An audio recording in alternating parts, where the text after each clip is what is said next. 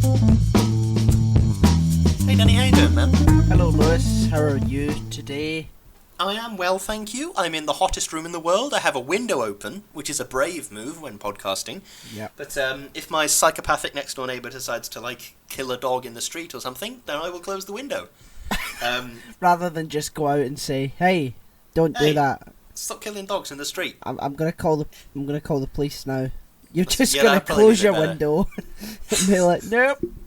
Just look down upon it, upon the scene as it unfolds, just like, yep. Hear no evil, see no evil. Yep, that's the one. Oh god. Oh, crikey. Have you got some bullshit pre-prepared? I don't actually today. What are you doing with your life? I know, but we could talk about some things. What's happening in the world? Well, I have an incredibly boring piece of news, so it fits the 10-minute bullshit quite well. Right, go on. I had a notebook, right, that I used as like a daily sort of planner type thing. So it's like if I had an appointment, it'd go in the notebook. If I had something I needed to do, goes in the notebook. I filled up the notebook, and now I've got a new one. And that's the end of my incredibly boring story. Wow. Yep. I don't know if like our equity guidelines allow us to talk about this, but the coronavirus is getting pretty scary, pretty big. Yeah, it's a bit. I've been grocery shopping a couple of days ago, and it's a bit dramatic. Like, I went into Aldi, because in our house we eat a lot of pasta anyway. Like, we cook a lot of Italian foods. Then, aren't you? Yeah, exactly. And I went into Aldi and I could find no pasta, apart from this like special buy super fancy pasta. And I bought a bit of that, as you do. But I got the rest of the groceries. And then I went to the Tesco's next door to get the bits I couldn't get in the Aldi. And literally the pasta shelf was like a barren wasteland. Why are they getting pasta? What is the obsession with pasta? Because it'll last forever. Oh. But I mean, the question there is, couldn't you just get like some eggs and some flour and make your own pasta? Yeah. It's not. I mean, it's not difficult, really. It's not ideal, but it's not hard. No. Oh dear, Lewis. I've had an email from it's not a company, is it? I've had from the scientists that are trying to find a cure for the coronavirus. Oh yeah. They sent it directly to you, have they? Yeah, they've said. I know they normally send it to you, but they've sent it to me this time. They've said, "Get your you've got no pasta, you big plook." I see. Well, So that's there you good to go. hear. Yeah. I also, because it was a morning when Chloe was working on an early shift, so she got me up as she was getting up. And I walked out of the house, walked to Aldi, and I think Aldi opened at 8, and I walked in the doors at like 8:10. And it was already packed as fuck. It was an incredibly stressful time to be in Aldi at 8:10 in the morning. People walking down the toilet paper aisle, just be like, yeah, I could do with a 24-pack of toilet paper. Yeah. Because everybody's planning on violently shitting themselves for the next week. Well, I always thought that the reason so many people were buying toilet roll was to pass the time. Oh, with papers? Well, yeah, could be, but if people are self-quarantining, like just themselves, They need something to do. yeah, they're probably a lot of wanking going on, Lewis. Oh, I see, yes. A furious amount, some might say. Do you know, that makes sense now, doesn't it? Because I always thought, why are people buying it? Why are people buying it in such large quantities? But if they're going to self-isolate, that'll be why. Well, now we know. We've figured it out now. We've cracked. We've cracked the Da Vinci Code of self-isolation. Oh, God. Did you hear what Steve did? Steve Rawnsley? No, I haven't. No. Yeah. Well, for those of you that don't know, Steve Rawnsley is a very funny man who used to chaperone myself on the 4 o'clock club, and I saw a post that he put up on Facebook saying he was in the supermarket and he coughed, and this woman ran away screaming, and he did that until he got to the front of the queue. Oh God!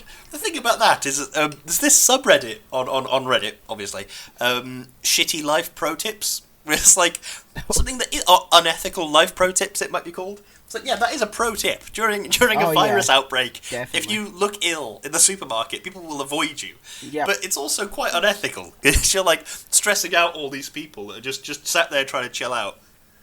Yeah, I don't think he was screaming "I am ethical" as he was doing it. I am ethical. That's going to be the one thing that tips him over the scales and sends him to hell. Be at the pearly gates. And St. Peter will be looking over his life. That's and right. going, yes, well, you've done this, that's good, you've done this, that. Oh no, you coughed at someone in Aldi. Oh no. You better go to hell. You coughed during a pandemic. Oh god. Did you ever see that comedy sketch? It's a really great pair of comedy guys, Jack and Dean. They made this comedy sketch about heaven and hell. Did you ever watch it? No, I didn't.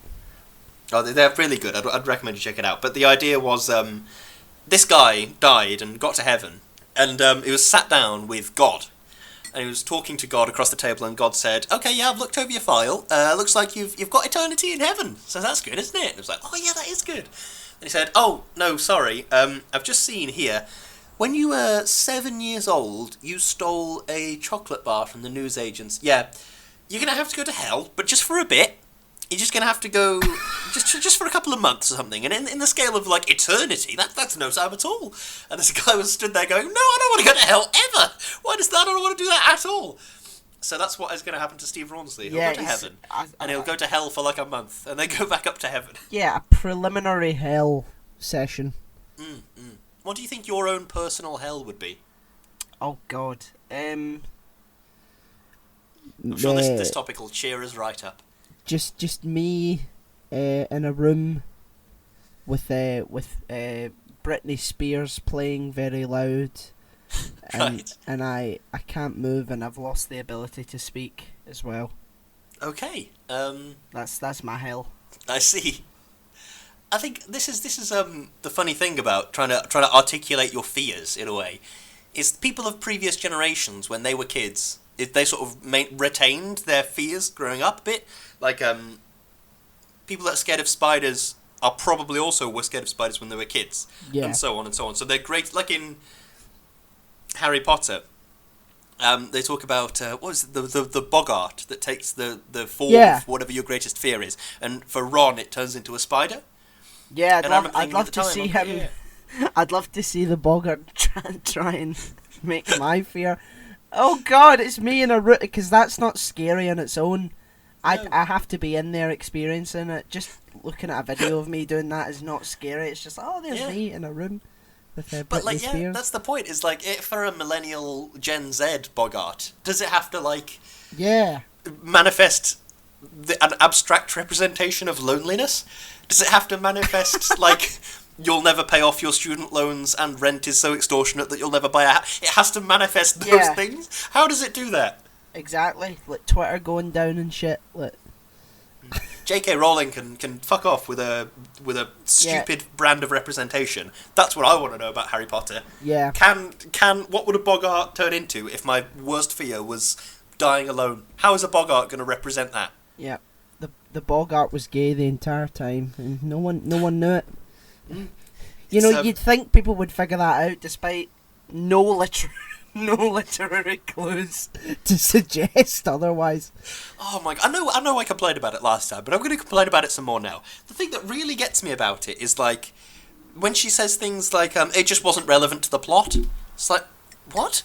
No, I kind of understand that it's not relevant to the plot, but in that case, everybody in Harry Potter was always wearing roller skates. Yeah. But it was never mentioned because it just wasn't relevant to the plot. That's right. At Hogwarts, that's how they got round, was just wearing roller skates at all times. Yeah. It's ridiculous. And she said, why did you describe Harry Potter wearing glasses? How was that relevant to the plot?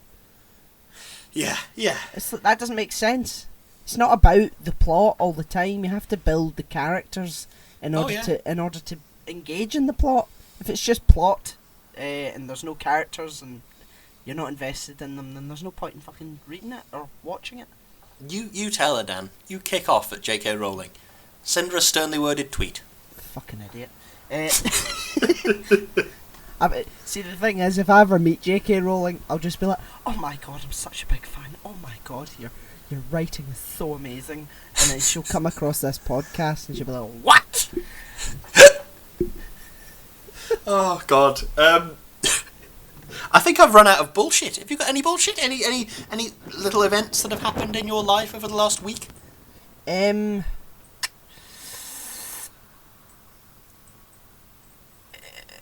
Sounds like life's exciting in Scotland. Yeah. I mean, all I talked about was notebooks and Aldi, so it's not like I have a thrilling existence, but, you know. Yeah, I mean, it's the world's really gloomy at the moment, Lewis. It is a bit, which is a bit depressing. It's like, in one day, it was like, oh, Tom Hanks has got coronavirus, and he's quarantined in Australia, the economy is crashing, oh, it's all good stuff. Yeah, and like... Sorry if you were trying to use this podcast for escapism, but we're confronting the issues head on.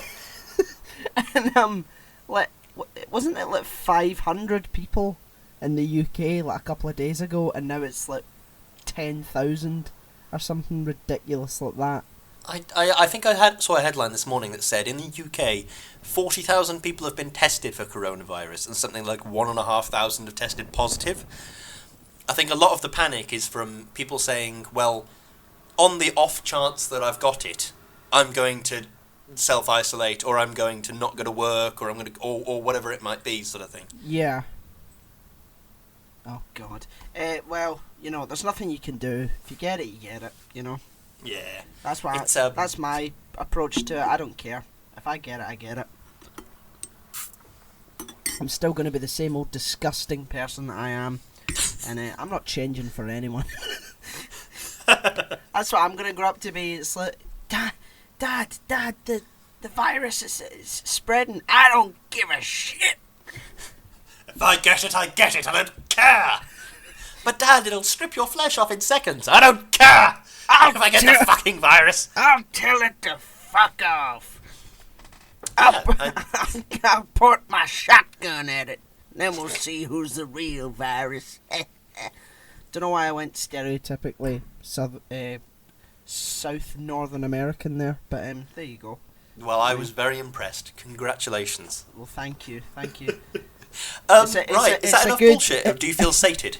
It's a good Jodie Whittaker impression. I'll give it, you know. Yeah, oh, a flawless Jodie Whittaker impression, yeah. I'm the doctor. Right, okay, I'm done. Let's you're done. Let's do this. Okay, this week, in this episode of Shouting Into the Void, we are talking about Best Picture 2020, Parasite. Yes. Directed by Boon Jong-ho, and I didn't Google it before the podcast, so I'm going to vamp now while I Google it. I've got the information, Lewis. It's okay. I came prepared. Go on. Yeah. Tell me some things. It was also written by Jun-ho and Han Jin-wong. I'm so sorry about mispronouncing these names. It's starring Cho Yo-jung, Park So-dum, Chow Woo-shik, Jong Ji-so, Kang Ho-song, Lee Sung-jin, or Gin. That is, I feel terrible, Lewis. Well, I think the thing is... these incredibly skilled actors are getting their names just absolutely butchered by a very small Scottish man. Okay. Well, this is a bloody intense film, isn't it? Sorry, I'm still thinking about the names. No, yes, it is. It's an intense film. Do you have an opening statement about this film? Because it's a corker and a half, isn't it? Crikey. Yes. An absolute roller coaster of a tragic story, ultimately about class. I truly have never seen anything like it in my life. I was in absolute awe the entire time. I feel absolutely the same. It was a joyride. It was absolutely fantastic. I could not fault it. Absolutely bloody great. Anyway, a haunting tale of the futility of greed in a late-stage capitalist society. Horrible in the best way. Fucking hell, is this going to be a political one, Lewis? I think I don't think it'll be a political one, but I think every now and then I might go, God, I fucking hate capitalism. Yeah, I forget that you're a Marxist scholar. Yes, I am, of course, a Marxist scholar, yes. A devout disciple, that's exactly what I am, yeah. Okay, let's go to creepy room questions. Okay, hit me with a creepy room question. Who is the parasite? I think the entire point is they are kind of all parasites. Yeah. I think the poor family are knowingly parasites, and the rich family semi unknowingly are parasites. It's like because they rely on the poor to do their work. yeah, but it's like to use a very quickly thought of analogy. It's like the poor family are, if they wanted pork, they would have to kill the pig, whereas the rich family are divorced from that idea. Sausages are a completely different thing to pigs, if that makes sense. Yeah. That's the horrible thing about this extreme richness and this extreme wealth gap sort of thing is you can go into Primark and buy a t-shirt for £4 and you think, great, yeah, got a new t-shirt, and then but if you trace the t-shirt back to wherever it was made and it's like a child inhaling uranium fumes or something while he's assembling a t-shirt, do you know what I mean? That's the terrible thing about this sort of blinkered capitalist existence. Yeah, definitely. And it like the sort of divide between class goes to all levels, doesn't it? Yeah, yeah. Because even though the Kims are really destitute, they sort of look down and detest those that live in the basement of the house. So it's like the bottom just keeps going until you're at bedrock essentially, and it's just resentment all the way down, regardless of where you are, which is really really sad. And that was something I did quite like in this film, was the symbolism of literally sort of above and below, like a Downton Abbey thing almost. Yeah. And it's literally even that night when it was raining and they escaped from the house, and they sort of ran down a hill, down some steps, down more steps, and kept going down, down, down, down, down. And the flood water was getting deeper and deeper, and even the sort of visual motifs, it was reminiscent of heaven and hell. Like the very rich house is very sort of white and very sort of untreated wood that's very sort of like a light sort of brown beige type colour, and then the very poor people's flat is literally under the ground. Definitely. And it was bathed in sort of these red colours and these sort of it did look heaven and hell. That was the visual motif I sort of picked up on. Yeah. But like, crikey, every single thing in this film, from things like visual motifs like that, it's all just bloody great. It's all just really good. There was no point in this film that I felt bored. There was no point in this film that I thought, that's not very clever, or that could have been better done. Every single point in this film I was surprised, and there were twists and turns. It was really good. I liked it a lot. It was really good. What I liked about the film is that there wasn't a true antagonist. It's just human beings doing what they think they should be doing. Which is good, because they didn't make the rich family idiots. Yeah. Either. It was like all the characters were very realistic. Like the mother of the rich family was kind of gullible, but she wasn't thick. Do you know what I mean? No, she wasn't thick. But a million webs were spun, so it was like, how could you not believe that? Yeah, yeah. And the Kims are so fucking devious, aren't they? They're so smart. Just to come up with stuff like that. Oh my god! But that's desperation for you, isn't it? It's a hell of a motivator. Yeah, and I really did like, actually, speaking of their sort of scheming, I liked when the brother and sister of the Kim family, when they first got to the rich house and they were stood outside the gate, and before the brother could ring the bell, the sister looked at him and she was doing this sort of hand action, and she'd memorised her backstory in like a sing-song way, and it sort of implies this is just their existence. Yeah. They're going to keep doing these schemes just to survive and live in this underground hell full of insects, and their perspectives could not be further apart. It's like the way that they look at certain things. See when the flood happens and all the sewage water and it's raining, it's like the Kims are struggling to get their into their house and getting all the stuff. But the Parks, they think it's beautiful, and they're like, oh my god, look at that. You don't see that every day, do you? Yeah. Meanwhile, maybe 30 minutes below them, there are these people just trying to survive. And literally, the next day, I think the rich mum. This is what I took to calling them in my notes. the rich mum. Rich mum. Said something like, "Thank God for that rain last night," or that rain was amazing. Like she was on the phone. Yeah. They were talking about the way she said, "Thank God for that rain last night," and it's like, oh my God, it's such a different way of life, and it's one of these things where it's Oh, I'm gonna go a bit political now, but please feel free to stop me if it gets annoying. But it's like Go on.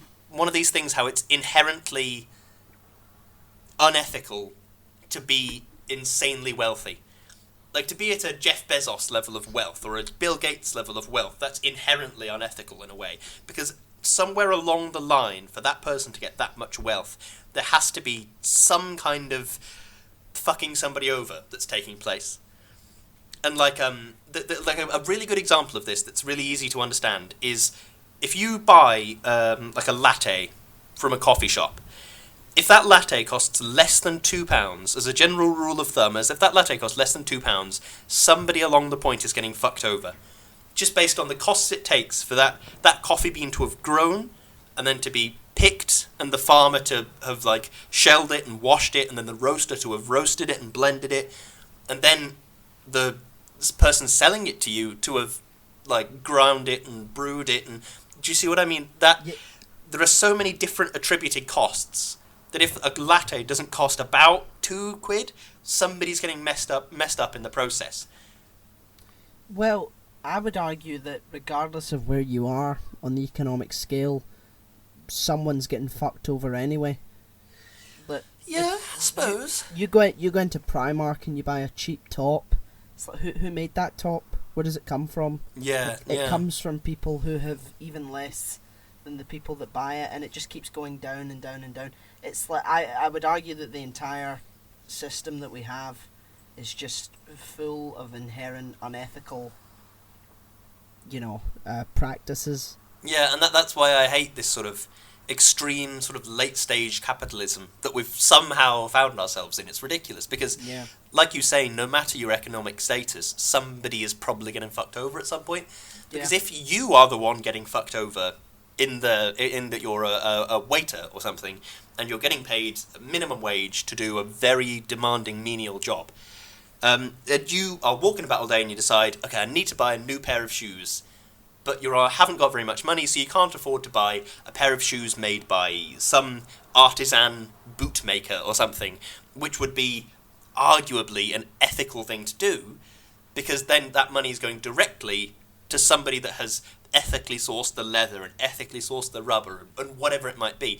Yeah. So instead you're like, oh, right, well, I have to go and get, like, budget shoes, I suppose is the word for it. But, like, so, and then whoever made those shoes, that'll be unethically sourced leather, and they might be unethically produced. And do you see what I mean? It's I hate this very dog-eat-dog capitalist late-stage thing. It really infuriates me. And I know there's nothing I can really do about it, which is what infuriates me even more.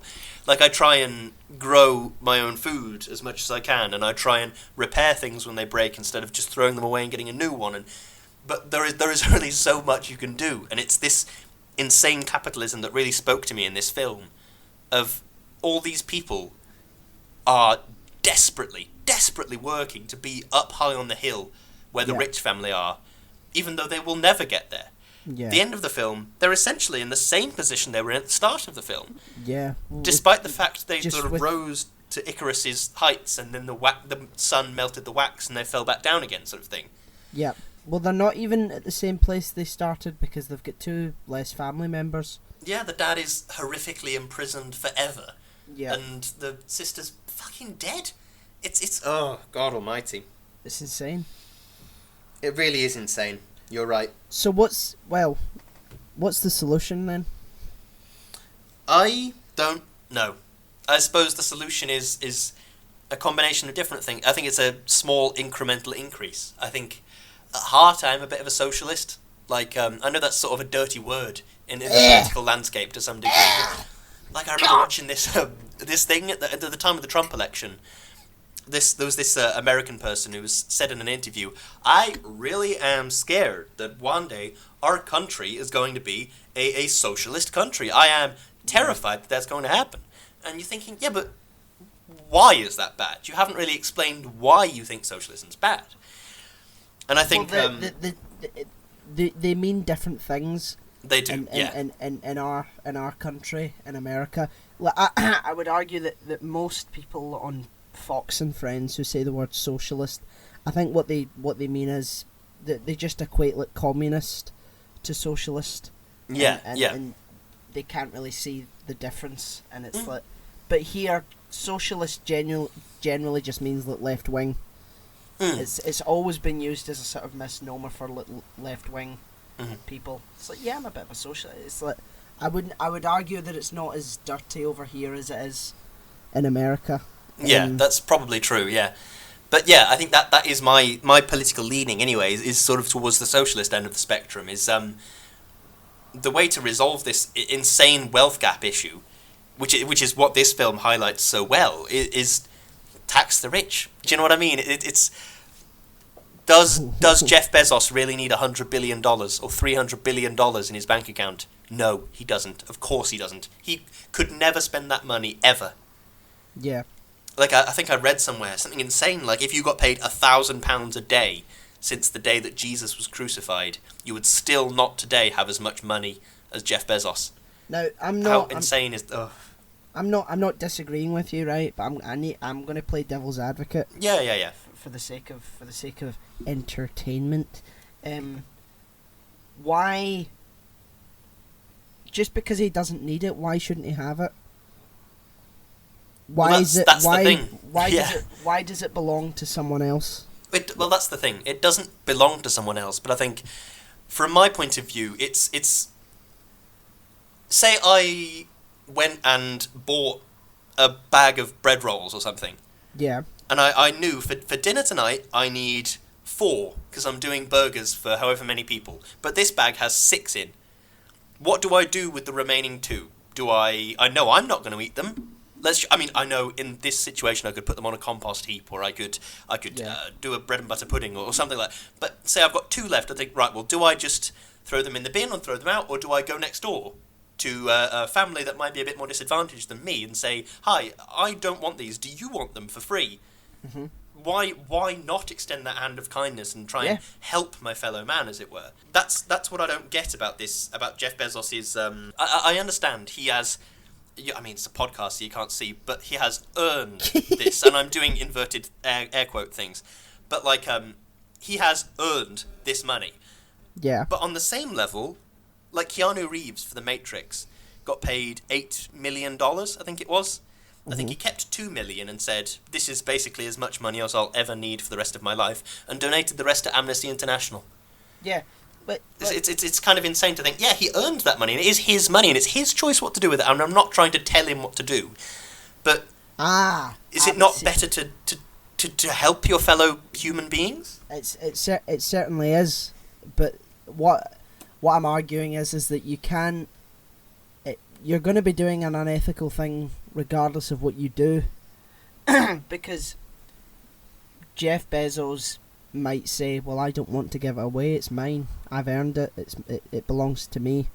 So an unethical thing will take place because you'll be taking something off of someone that isn't yours in order to do something that will help a lot more people.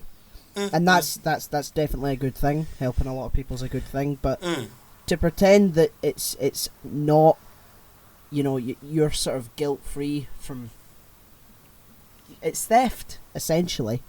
You know, you could look at it that way.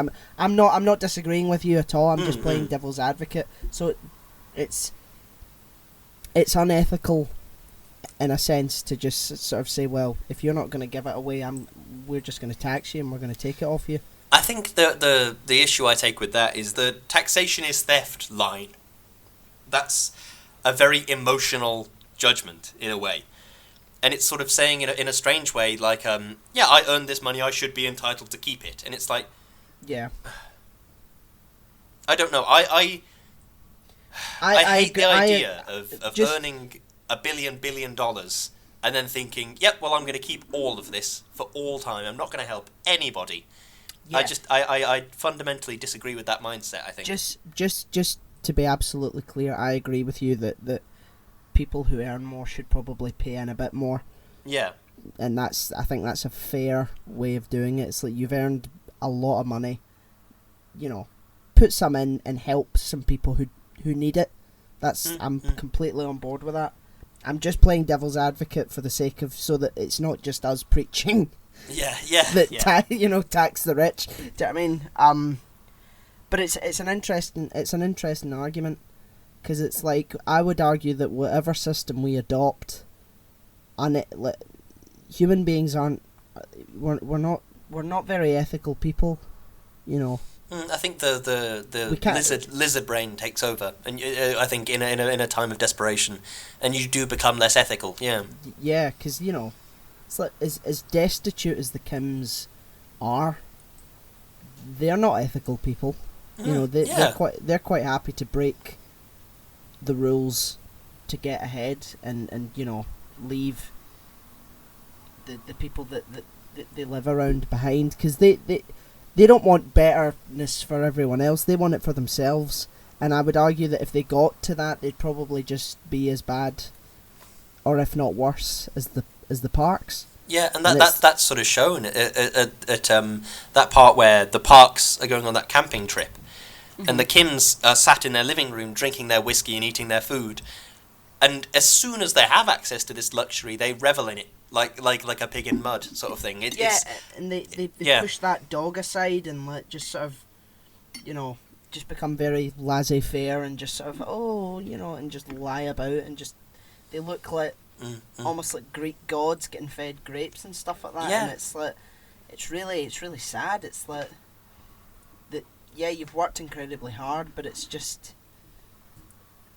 And it's a system that benefits no one but the rich. But it's, none of it is yours, essentially. Yeah. Which makes it just makes it really sad. And it's like they're reveling in getting a small piece of someone else's pie, when it could just be much better that maybe everyone should get their own slice. And that's what really annoys me about like, you look at the situations like this, and even in other countries and stuff as well, it's like people are thrilled to get a very, very small job where they aren't getting paid a lot of money. They are thrilled for that because they know that the alternative is living on the street. Yeah. They are thrilled to be doing a humiliating job, if that makes sense. It's just like, I don't like it. Do you know? I hate that. I hate this late stage capitalism. I hate it. Well, yeah, I mean.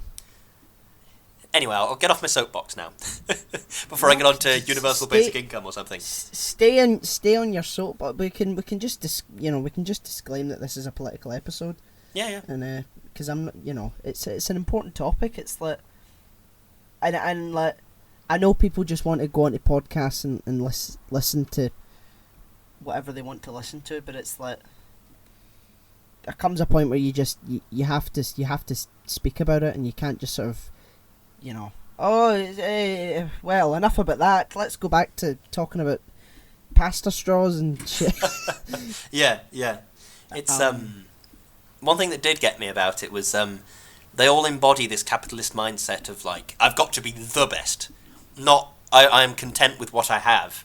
It's I want more. I always want more. In that situation where I've forgotten their names already. The poor family discover there's this secret underbasement sort of thing, and the mum of the poor family goes down into the basement, and they all fall down, and the lady who's allergic to peaches takes a video of them, and then later on in the evening they're all sat in the living room, and Peach Lady is like, I could just send this message, I could just send this video, but of course the reality is, she wants to send that video so that life is better for her as a one-person outfit. Yeah. But then the reality is, if the parks got that video, they're all fucked. They're all out on the street. Because it's like, okay, you were a good housekeeper, but you were also keeping your husband in our basement that we didn't know we had. Yeah, definitely. Are you not aware that this is a terrible thing? Oh, they're all fucked, but they're all wanting to push each other down to get on top. Yeah. It's the equivalent of like lions leaving their den for a little while and hyenas coming in just Yeah. to see. Like, that's what that mindset does to you. It removes decency and compassion and warmth, and it's just like, no, getting yourself to where you need to be is the most important thing, and hang everyone else. It's like it's not it's a very destructive way to live, in my opinion. It is, yeah. It's this is going away from politics and becoming a bit more hippy dippy, but there's this idea at the minute. Scientists have come up with it. This gratitude journaling idea. Have you heard of this? No. The idea is that because we spend so much of our time influenced by social media and by things you must always be living your best life, pursuing your dream job, and so on and so on, that so often we're just beating ourselves down by looking at Facebook and seeing a targeted advert for you should have this new thing rather than what the thing that you currently have, or whatever it might be. The idea is that if you log your gratitude and say, today I am grateful for even something as small as my coffee was extra tasty this morning, or I'm grateful that I had cereal for breakfast because I prefer it to toast, or even something like that. The idea is that then you're able to look upon your life in a more gratitude-based way rather than a I want more way. And that's supposed to improve your happiness. And I haven't tried it. I keep meaning to, and I keep writing it on my to-do list, make a gratitude log. But I've never actually got around to it. But I understand living in destitute conditions is the worst thing. But I don't know, maybe being happier with what you have while you're on the way to being on the top. Maybe that's a recipe for slightly less murder than what happened in this film. Yeah, but that logic doesn't really pan out, though, does it? Because people who are on the bottom can't be happy with what they have. Yeah, don't get me wrong. It is a flawed system. Money does buy happiness, but only to a certain extent. Yeah, but it's and I would argue that you could maybe it would maybe, I think that's a very sort of upper class, middle class thing, that gratitude thing, because people in the bottom I don't think have the luxury of just going, oh well, I should be sort of happy with the way I live, and it's just, it's if you don't have what you need to live, then it's hard to be happy with where you are. Yeah, I understand. Yeah, and it's again, I think it's just for the people who have a bit more, and it's them that should be a bit more grateful, and like us, just sort of recognise that you're doing well, and a lot of other people aren't, and you should do your bit to make sure that a lot more people are doing well. Bit of decency. Whew, well, now that we've had a big old anti-capitalist rant. Yeah. Not that, by the way, I am not against the idea of buying things and selling things. It's just I am against it when it comes to the point of where it's only the people that have all the money can really benefit from the system. I'm not advocating doing away with it all and just going back to trading carrots for potatoes. Yeah, fucking bartering. Putting on your moleskin hats and marching to Moscow under the red flag. I'm not advocating that. I'm just advocating a bit of decency. Just that's all it takes. Yeah, it's this the idea of the super rich, I think, is where capitalism falls apart for me. Yeah.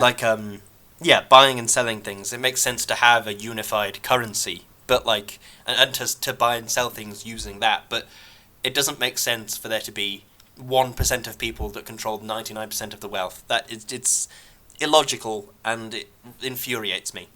What am I going to say, Lewis? Everything in moderation. Is that what's coming next? Hey! That's exactly it. It's like there has to be a way for people to be able to do well, but also regulation when people that are doing well is off the expense of many others. Yeah. Bit of balance, bit of middle of the road. A boring old centrist, Lewis. That's what I am. A big old fat boring centrist. Anyway, back to the film.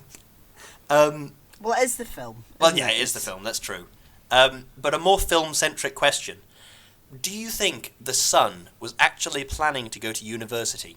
No, I don't think so. I don't think so either. I think in No. the back of his mind it might be a thing. It's like, yeah, I mean, it'd be nice to have a degree and get good jobs and whatever, but on the same level, he doesn't really seem to be actively wanting to do that sort of thing. I think it's things like that, I think...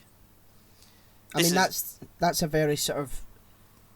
It's a long way to get yourself up in the world, going to university. You know, it's Christ, years and years. Where I think from his perspective, he saw it as well.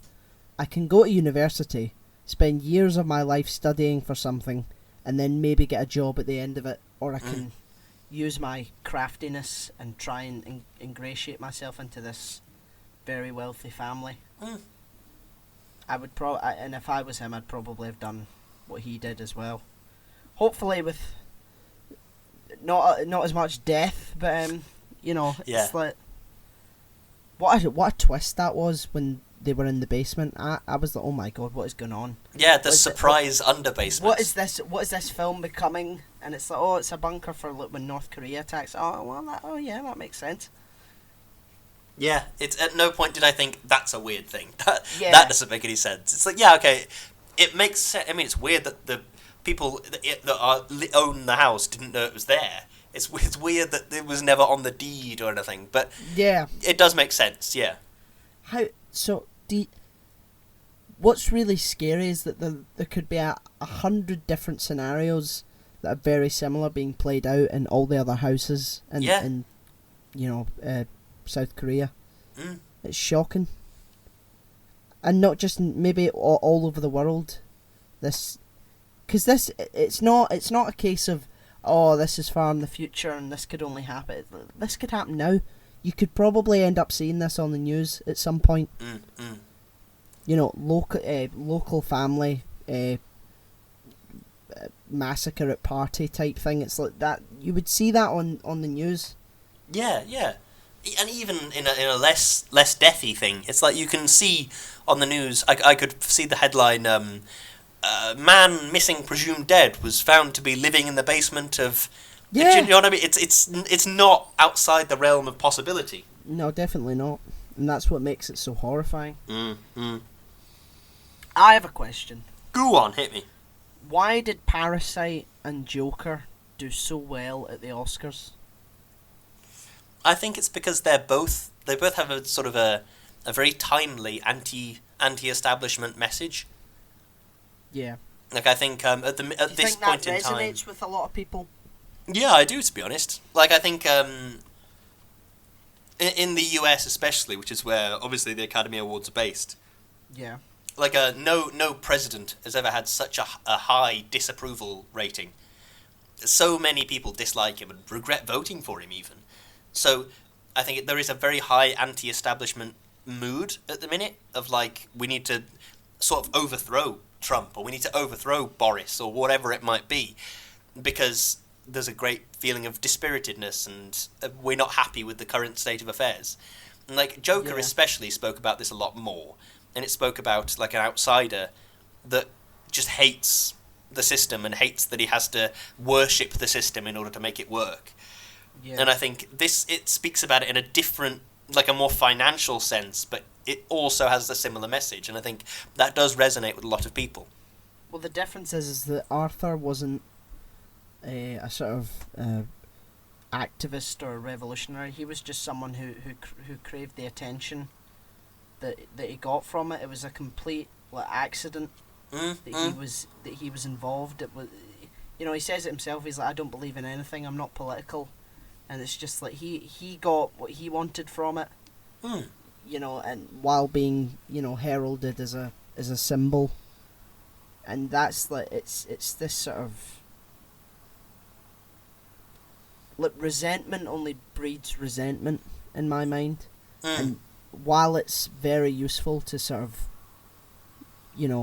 critique and condemn a lot of the practices of this late stage capitalism, it's like, well, what are we going to replace it with? What are we? Yeah. We need to think about it very carefully, because just going on a grudge politics basis for reality is going to do no one any favours. Completely, yeah. It's very easy for me to say, yeah, I support the idea of universal basic income, and I support this, and I support...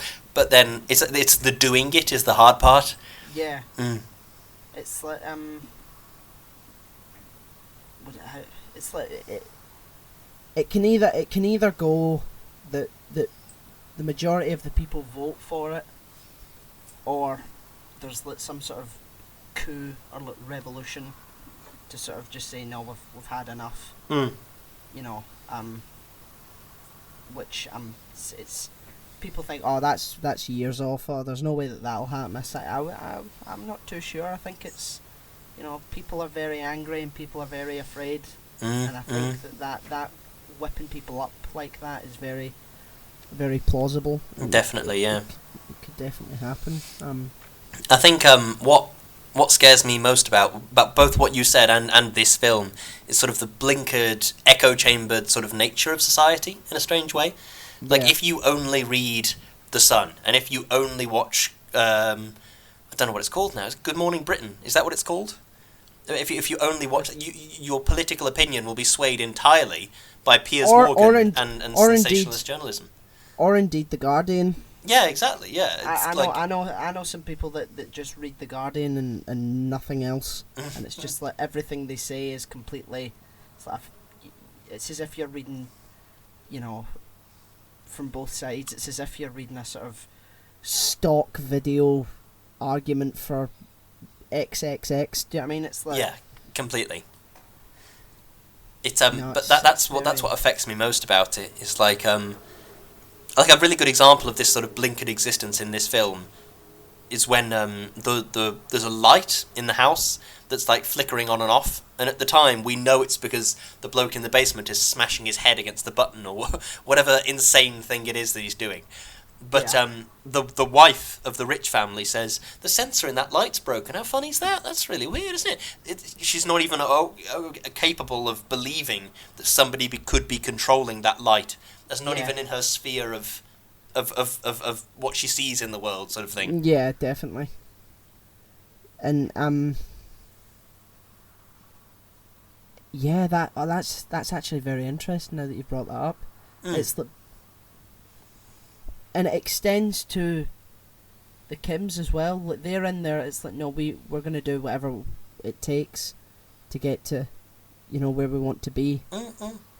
And even in their dealings with that pizza girl at the start, when she's just stood in the street saying, well, 1 in every 4 is entirely unusable. And then they are literally sort of crowding round her and intimidating her, and it is an intimidating scene. Yeah. They're very ruthless. And it's all circumstantial. That quote, she's nice because she's rich. Yeah, You know, it's like, yeah. rich people can afford to be nice and be decent, and it's like, but if you've got nothing or next to nothing, you can't afford to be compassionate. You've got to do what you can to survive. It becomes essentially. about yeah.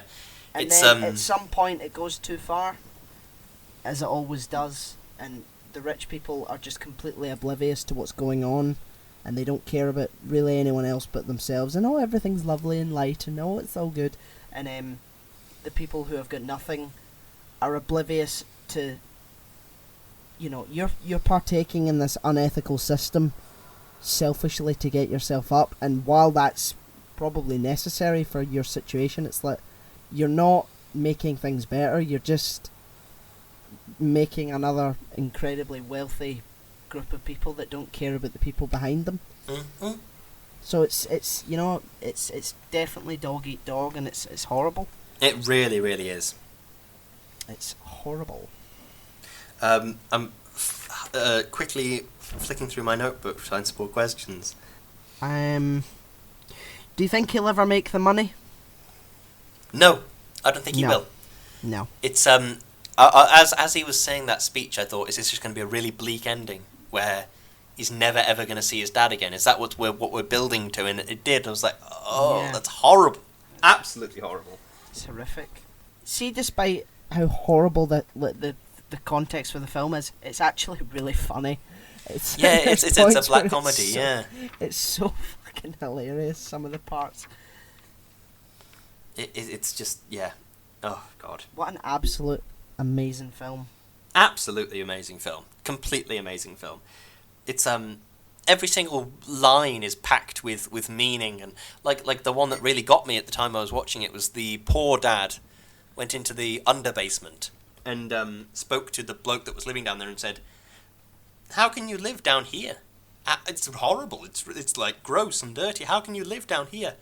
But it's like, well, your house was literally flooded by sewage. Do you know what I mean? It's forgotten his roots sewage, the second he gets to the top of the hill, sort of thing.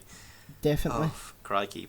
It was so tense. All the way through, it was so tense. Yeah. My arse cheeks were clenched the entire time. I was like, oh my God. But I was... there was no point where I wasn't interested. I was really... Oh, it was really good. I think it's good because it'll also give more of an opportunity for people to sort of watch subtitled films in different languages, because it's like... If you're just used to listening to your own language, I've got to admit, I went in, even though I like stuff like Death Note and stuff like that, I went in going, oh my God, I don't have to read this entire thing, do I? And then I went in, and it was irrelevant, and it was just, I was completely transfixed on this film. Yeah, I think it's with a lot of foreign language films. There's a surprising amount of lines that you kind of don't need to read because you can sort of guess them from context. Yeah, like definitely. from tone and context, and if you know what's going on, you can tell, oh, such and such is angry because this other person did this, or you can sort of guess, you can sort of figure it out. I've got a bit of a question. The poor dad, when he sort of imprisoned himself in the bunker under the house, was he guilty? Genuinely guilty? Was that him sort of buying out of this sort of destitute world and sort of saying, well, guess I've just got to imprison myself. I killed a guy. I'm not going to go to prison, but I'm going to go to this mysterious bunker prison. I don't know how much of that is just his sort of survival instinct kicking in. I would imagine that there's some sort of... Well, I don't know whether I don't know why, like, from his perspective, I don't know why he would think he would need to atone. So the guy just, like, sort of holds his nose every time he sees him and just sort of goes, oh, you know, oh, you've got a smell. It's like people who ride the subway have got a smell about them. It's like, that's just fucking sick. And like, as all this is happening around, like, everyone's like dying and stuff like that, he just sort of keeps holding his nose, as if that's like the most important thing, and he just snaps and is like, no, I'm gonna do you in. And it's that thing about the smell. If you replace, people who ride the subway have got a smell. If you replace people who ride the subway with anything else, it is much more obvious how offensive that is. Yeah. Like if you say, oh yeah, such and such he's got a bit of a smell about him. Do you know what I mean? It's just what he means is that poor people stink. That's what he means. Yeah. People who ride the subway have got a special smell. It's like, no, what you're saying is that people that are lower on the chain than you are stink, and you find them revolting, which is horrible. Oh God, to sit in the back of a car and like hold your nose as this person drives you from A to B it's just so disrespectful. So I'd imagine that with, your daughter bleeding out and then this person who's very well off just does this, I would imagine that makes you snap, and I probably, if I was in his position, I would go, well, what have I got to atone for? But, I know what you mean. That's just me. I was really an interesting character point, I thought, about the rich dad was when they were doing it was like a Cowboys and American Indians type thing. It was like when they had the headdresses and the face paint and stuff on, they were crouching behind the bushes. Yeah. And you could tell poor dad was sort of like, yeah, I don't really want to do this. This is a bit humiliating. And rich dad was very quickly like, well, then I'm not going to pay you. I'll push you back out onto the street. I know how much you depend on me for your existence. And that's that. It's like, remember, I'm your boss and stuff like this. Yeah. Oh my God, it's like, He's more than happy to hold essentially his entire livelihood at ransom. Yeah. It's disgusting. It really is. It's just, yeah, it is. There's no other word for it. Well, with that cheery note, I'm out of notes. I think I might be out of notes. It's lots of these are just things about me vaguely ranting about, God, I bloody hate capitalism, and greed is the source of all the problems in this film, and all this sort of stuff. It's like... It's like the message is very clear cut, and again, because it's such a good film, it's like there's only so much you can say about it. It's if you haven't seen this film, I don't know why you would have listened to this podcast, but go and see it, because bloody hell, it's good. It's really good. Comparing this to Joker, I can see why this won Best Picture, I have to say. Definitely. I think Joker was really good, but it's very rare you watch a film and you think, whoa, fucking hell, that's good. And at the end of this film, I thought, fucking hell, that was so good. As much as I love Joker, it's essentially Taxi Driver with a Batman backdrop. It's like, you know... Yeah. It sort of cheated a wee bit, because it was like, oh, well, you know, it's a character study, but of the Joker. It's like, that's what drew people in. Mm-hmm. And despite the fact it was well made as well, but it's like, I don't think it would have done nearly as well had it been called Fleck. Yes, Do you know what I mean? Completely. You might have got a few Joaquin Phoenix diehard fans that went to see it, but no, you wouldn't really, apart from that. Yeah, definitely. Have you got a closing statement, Cocker? I do. A hilarious and yet horrifying look at how class divides can utterly destroy lives. Decency is very circumstantial in my view, and the parks are able to play the parks are able to play by the rules because they are in fortunate positions, whereas the Kims aren't. Yep, couldn't agree more. It's classism is the pinnacle of this bleak existence. The rich are afraid of the poor are afraid of the rich, but nothing will ever change the status quo. It's... Yes. Oh, crikey. I feel like I could watch this film on loop and still not really... I feel like when it ended, I forgot what was happening, what had happened in the film. Yeah, it's like, that's such a bleak, horrific ending. It's, oh my god. I felt as if I was slapped in the face, just sort of... whoosh, and you're just sort of stood there in shock. It's like when the son is reading this letter aloud and he's saying, I'm going to earn a lot of money, I'll buy the house and move in, and it's like, oh god. And then the ending is no, he isn't. He's still living in the basement that was flooded by sewage. He's not going to get that. He's not going to get there, and he's probably never going to see his dad again. Yep. Oh, crikey. Fucking hell. Jesus Christ. Well, I hope this has been a nice cheery one for you. Yes. I think that's it. Do we need to do some shilling? Do we need to talk about what's coming next week? Yeah, let's do some shilling. Go on. Okay.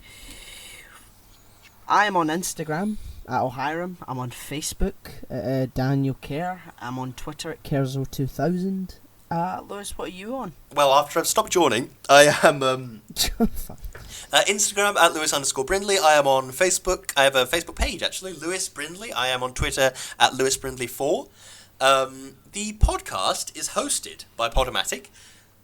So you can listen to the podcast there if that tickles your fancy. If not, you can listen on Apple Podcasts, Spotify, Deezer.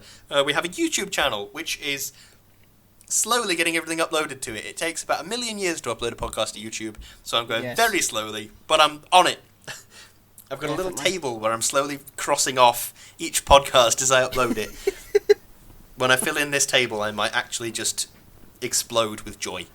You're like the guy in the basement, just sort of, that's all you do all day, just... Upload, yeah. I smash my forehead against the upload button. Yep. We've got a PayPal donate button, we're on Patreon, give us your dosh, and we'll keep talking about how we're going to overthrow the capitalist system. Yep, eat the rich, that's what you're paying for. Yes, peace, bread, land, all power to the Soviets. Oh, crikey. Oh, God. I believe that might be... Oh, no, we have to talk about what we're doing next week. Yes, that's right. We're doing Arrival, if I believe correctly. We are indeed, if I also believe correctly.